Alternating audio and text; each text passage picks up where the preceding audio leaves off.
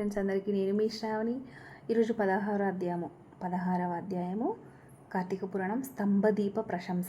స్తంభదీపం. వశిష్ఠుడు చెప్తున్నాడు, ఓ రాజా, కార్తీక మాసమున దామోదరునికి అత్యంత ప్రీతికరమైన మాసము. ఆ మాసమందు స్నాన దాన వ్రతాదులను చేయుట, సాలగ్రామ దానము చేయుట చాలా ముఖ్యము. ఎవరు కార్తీక మాసమందు తమకు శక్తి ఉన్న దానము చేయరో అట్టివారు రౌరవాది నరక బాధలు పొందుదురు. ఈ నెల దినములు తాంబూల దానము చేయువారు చక్రవర్తిగా పుట్టుదురు. ఆ విధముగానే నెల రోజుల్లో ఏ ఒక్కరోజు విడవకుండా తులసి కోట వద్ద కానీ భగవంతుని సన్నిధిన కానీ దీపారాధన చేసిన ఎడల సమస్త పాపములు నశించేగాక వైకుంఠ ప్రాప్తి కలుగును. కార్తీక శుద్ధ పౌర్ణమి రోజున నదీ స్నానం ఆచరించి భగవంతుని సన్నిధి అందు ధూపదీప నైవేద్యములతో దక్షిణ తాంబూలాదులు నారికేళ్ల ఫలదానము చేసిన ఎడల చిరకాలం నుండి సంతతి లేని వారు పుత్ర సంతానం కలుగును. సంతానం ఉన్నవారు చేసినచో సంతాన నష్టం జరగదు. పుట్టిన బిడ్డలు చిరంజీవులై ఉందురు. ఈ మాసములో ధ్వజస్తంభం ముందు ఆకాశ దీపం ఉంచిన వారు వైకుంఠమునకు సకల భోగములు అనుభవించుదురు. కార్తీక మాసం అంతయు ఆకాశ దీపం గాని స్తంభదీపం గాని ఉంచి నమస్కరించిన స్త్రీ పురుషులకు సకల ఐశ్వర్యములు కలిగి వారి జీవితము ఆనందదాయకం కలుగును. ఆకాశ దీపం పెట్టువారు శాలీధాన్యం కానీ నువ్వులు కానీ ప్రమిద అడుగున పోసి దీపం ఉంచవలేను. దీపం పెట్టడానికి శక్తి ఉండి కూడా దీపం పెట్టని వారును లేక దీపం పెట్టువారిని పరివాసం ఆడువారును చున్నా కూడా చుంచు జన్మ ఎత్తుదురు. ఇందులో ఒక కథ కలదు, చెప్పేదను వినండి. దీపస్తంభము విప్రుడగుట. ఋషులలో అగ్రగణ్యుడు పేరొందిన మతంగ మహాముని ఒకచోట ఆశ్రమాన్ని ఏర్పరచుకొని దానికి దగ్గరలో ఒక విష్ణు మందిరాన్ని కూడా నిర్మించుకొని నిత్యము పూజలు చేయుచుండును. కార్తీక మాసంలో ఆ ఆశ్రమము చుట్టుపక్కల మునులు కూడా వచ్చి పూజలు చేసి ఉండ్రి. వారు ప్రతిదినము ఆలయ ద్వారములపై దీపములు వెలిగించి కడు భక్తితో శ్రీహరిని పూజించి వెళ్ళుచుండేవారు.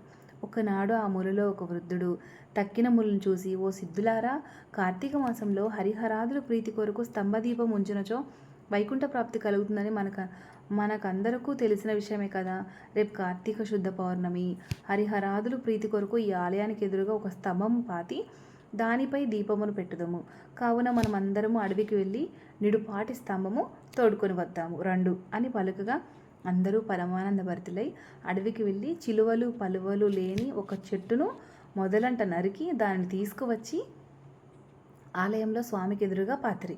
దానిపై శాలీధాన్యం ఉంచి ఆవు నెత్తితో నింపిన పాత్రను దానిపై పెట్టి అందు వత్తి వేసి దీపం వెలిగించింది. పిమ్మట వారందరూ కూర్చుండి పురాణ పట్టం చేయుచుండగా పెళ్ళపెళ్ళమను శబ్దం వినిపించింది. అటు చూడగా వారు పాతిన స్తంభము ముక్కలై పడి దీపం ఆరిపోయి చెల్లాచెదురు అయిపోయింది. ఆ దృశ్యం చూచి వారందరూ ఆశ్చర్యంతో నిలబడి ఉండరి. అంతలో ఆ స్తంభం నుండి ఒక పురుషుడు బయటకు వచ్చెను. వారు అతను చూసి, ఓయి, నీవెవరవు? నీవి స్తంభం నుండి ఎలా వచ్చితివి? నీ వృత్తాంతమేమని ప్రశ్నించిరి. అంతా ఆ పురుషుడు వారందరికీ నమస్కరించి, పుణ్యాత్ములారా, నేను క్రిందటి జన్మయందు బ్రాహ్మణుడును, ఒక జమీందారుడును. నా పేరు ధనలోభుడు. నాకు చాలా ఐశ్వర్యములుండుట మందాదుడై న్యాయ విచక్షణ లేక ప్రవర్తించింది. దుర్బుద్ధుల చేత వేదములు చదవక శ్రీహరిని పూజింపక దానధర్మములు చేయక వెలుగుతుంది. నేను నా పరివారంతో కూర్చుండి ఉన్న సమయంలో ఎప్పుడైనా వచ్చి నన్ను ఆశ్రయించిన అతనిచే నా కాళ్ళు కడిగించి ఆ నీళ్ళు నెత్తి మీద వేసుకోమని చెప్పి నానా దుర్భాషలాడి పంపించినాను. నేను ఉన్నతాసనంపై కూర్చుండి అతిథులు నేలపై కూర్చుని చెప్పేవాడిని. స్త్రీలను పసిపిల్లను హీనంగా చూచుండేవాడిను. అందరూ నా చేష్టలకు భయపడ్రి.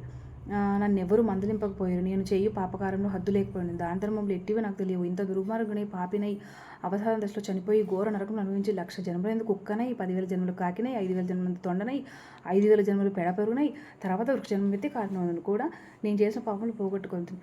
ఇన్నాళ్ళకు మీ దయ వల్ల స్తంభమున నేను నరరూపం ఎత్తి జన్మాంతరం జ్ఞానైతే నా కర్మలన్నీ మీకు తెలియజేసినవి. నన్ను మన్నింపుడని వేడుకొను. ఆ మాటలు ఆలకించిన ముళ్ళందరూ సమితాశ్చర్యమైంది. ఆహా, కార్తీక మాసం మహిమ ఎంత గొప్పది! అదియుగాక కార్తీక శుద్ధ పౌర్ణమి మహిమ వర్ణింపశక్యం కదా. కర్రలు, రాళ్ళు, స్తంభములు కూడా మన కళ్ళ ఎదుటే ముక్తి నుంచినవి. వీటన్నిటికన్నా కార్తీక శుద్ధ పౌర్ణమి ఆకాశ దీపం ఉంచిన మంజునకు వైకుంఠ ప్రాప్తి తప్పక సిద్ధించును. అందువల్ల ఈ స్తంభమునకు ముక్తి కలిగినని మునులు అనుకుంటుండగా ఆ పురుషుడు నాకు ముక్తి కలిగిందని సంతోషించారు. ఇది ఓకే అండి. Thank you so much.